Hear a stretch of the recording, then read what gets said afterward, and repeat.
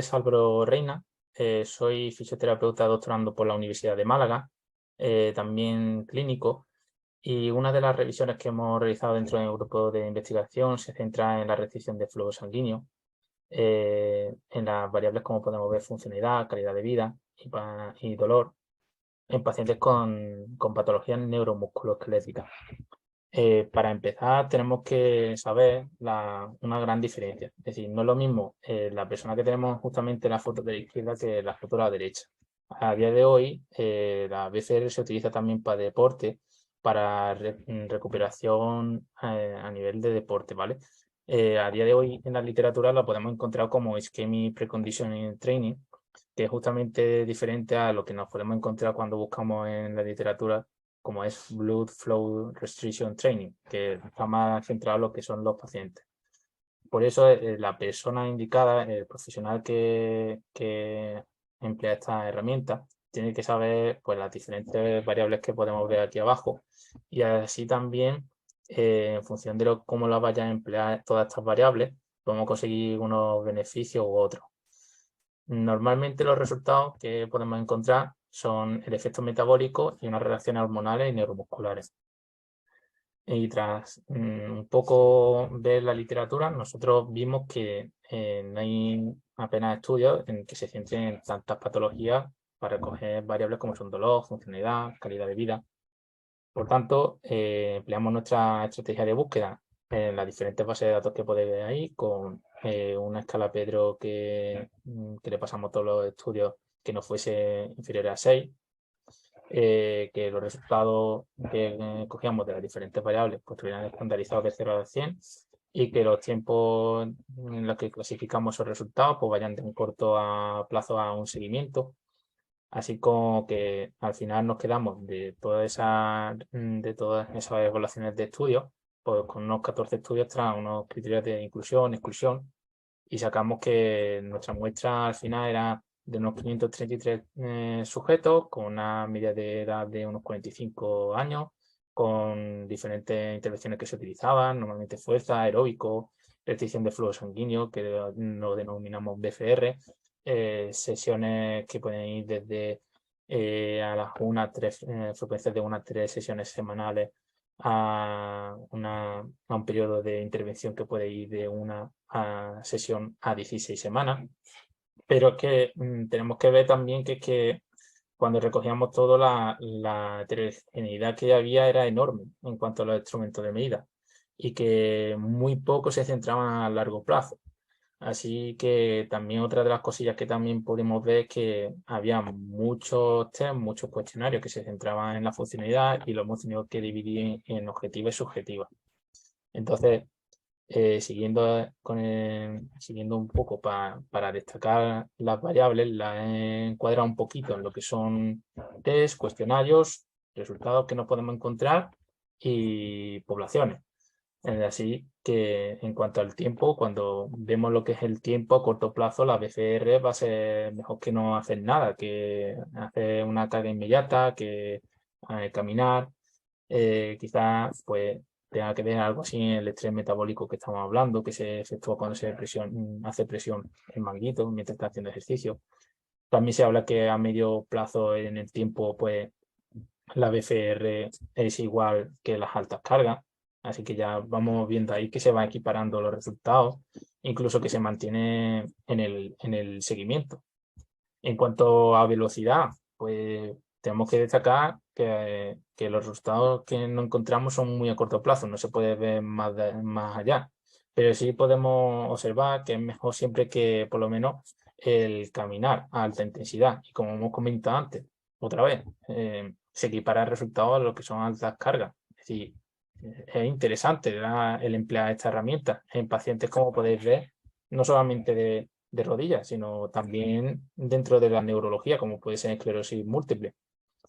Luego, a nivel de distancia, a corto plazo, se mantienen los resultados con respecto al ejercicio aeróbico, que es otra de las metodologías que se utiliza dentro del ejercicio, con restricción de flujo sanguíneo, y también con las altas cargas. A medio plazo, ya se sugiere que puede ser puede ser la BCR más interesante que las altas cargas. Quizá a lo mejor, por el tipo de sujeto que podemos ver, puede ser por la tolerancia que tiene un injerto de tejido en la reconstrucción de cruzado anterior. Para el seguimiento, esto sí que es muy interesante ya para esta variable. Los resultados que se obtengan con la BCR se pueden mantener en el tiempo. Cuanto a repeticiones, a pesar que las altas cargas sean mejores que la BCR, se sugiere que también se obtiene beneficio y que es una alternativa muy interesante.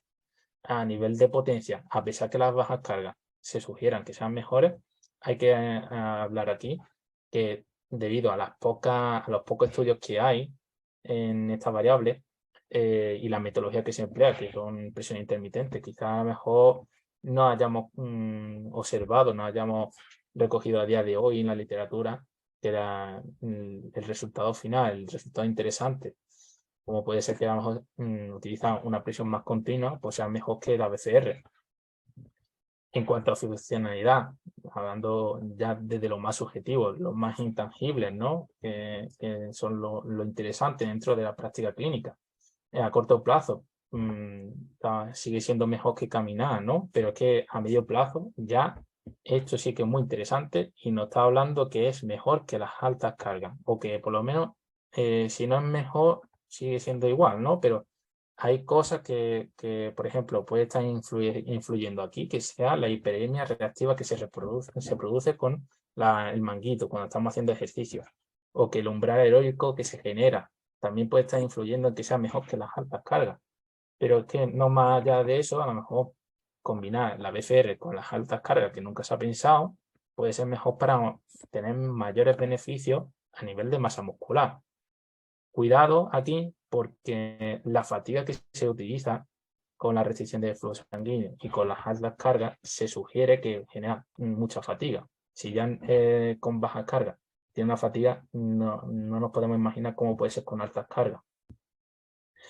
Y en el seguimiento tenemos que tener en cuenta que estos resultados que se obtienen se mantienen en el tiempo. Es que son todos beneficios. Quizá a lo mejor se pierda algo de esos beneficios si nos fijamos un poco en el seguimiento, un poco más allá en lo que es medio plazo, ¿no? De seguimiento, ¿no?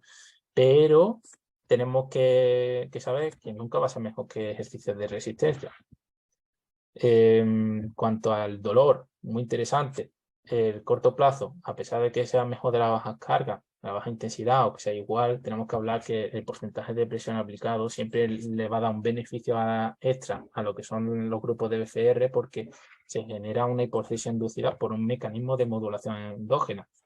En cuanto a los de ejercicios de altas cargas, pongo ahí ejercicios de cadera porque hay que destacar que en estos pacientes que eran de rodilla, a lo mejor puede ser que esté influyendo el utilizar directamente ejercicios de cadera en vez de rodilla, que es lo que se utilizaba con otros estudios. En cuanto al medio plazo, siempre la hipogesia tiene un papel fundamental, como hemos comentado, pero es que sigue siendo mejor que altas cargas, o por lo menos igual, y que se mantiene en el seguimiento. En cuanto a calidad de vida, corto plazo, sigue siendo los resultados muchísimo mejores para pacientes como son neurológicos de rodilla, incluso patologías que pueden ser autoinmunes, para mejores que bajas cargas o altas cargas, por lo menos iguales en el corto plazo, hablando de altas cargas, ¿no? Pero es que en el medio plazo ya se sugiere que puede ser mejores, ¿no?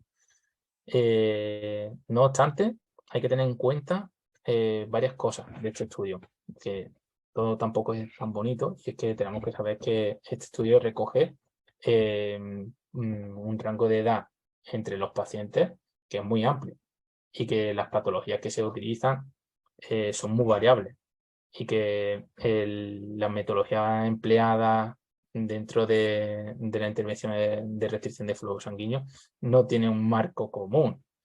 Entonces, quizás los resultados no se pueden tener muy en cuenta, ¿no? De esta revisión, ¿no? Pero sí nos discierne algo o nos aclara algo, que es que se puede utilizar ya con ejercicios de fuerza, con ejercicios de resistencia. pero es que se pueden aplicar un amplio espectro de presiones que vamos a ir desde un 30 a un 80% de la total oclusión para conseguir todos estos beneficios que hemos ido explicando con las diferentes variables. Y sobre todo a corto plazo para igualar lo que estamos diciendo, al menos lo que son ejercicios de altas cargas, es decir, son beneficios que para nuestros pacientes en el día a día, en nuestra clínica, nos conviene ir introduciendo. Quizás donde más tenemos más pegas, ¿vale? Para mejorar estas variables, como hemos dicho, fuerza, calidad de vida, funcionalidad, dolor, es en el medio o largo plazo, porque todavía no hay mucha literatura dentro de este periodo de tiempo y las intervenciones quizás se deberían de centrar más a día de hoy en qué pasaría si utilizo esta herramienta en este periodo de tiempo. ¿Sería interesante? ¿No sería interesante? Quizá quizá sabremos dentro de nada si es realmente pues, interesante para nuestros pacientes. Pero a día de hoy no podemos decir que lo que sucede en el corto plazo pase en el largo plazo.